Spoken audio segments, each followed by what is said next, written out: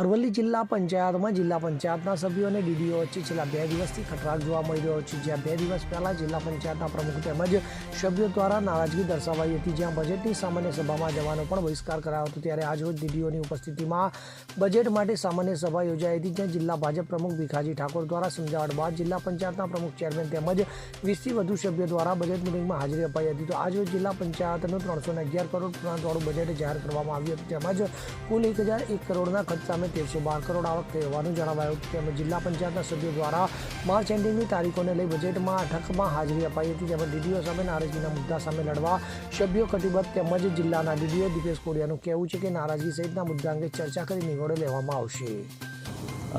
નમસ્કાર, આજની સામાન્ય સભા જે છે એ પૂર્ણ થયેલ છે અને એમાં બજેટનો જે એક અગત્યનો મુદ્દો હતો એ લેવામાં આવ્યો છે અને એની સાથે સાથ બાકી કોઈ પ્રશ્ન આવશે તો એ અમે ચોક્કસ ચર્ચા કરીને એનું નિરાકરણ કરીશું।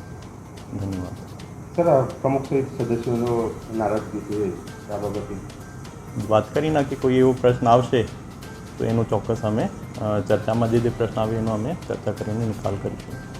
Okay sir. આજરોજ અમારા ચેરમેનશ્રીઓ અને સદસ્યશ્રીઓએ એક મિટિંગ કરેલ, જેમાં અમારા સંગઠન પ્રમુખશ્રી પણ હાજર રહેલ અને અમો નિર્ણય કરેલ કે આ બજેટ લોકહિત માટેનું બજેટ હોય, બજેટ મંજૂર કરવું એ અમારી ફરજ હોય। અમો તમામ ચેરમેનશ્રીઓ સદસ્યશ્રીઓ સર્વમતિથી આ લોકહિત માટેનું બજેટ અમે મંજૂર કરેલ છે।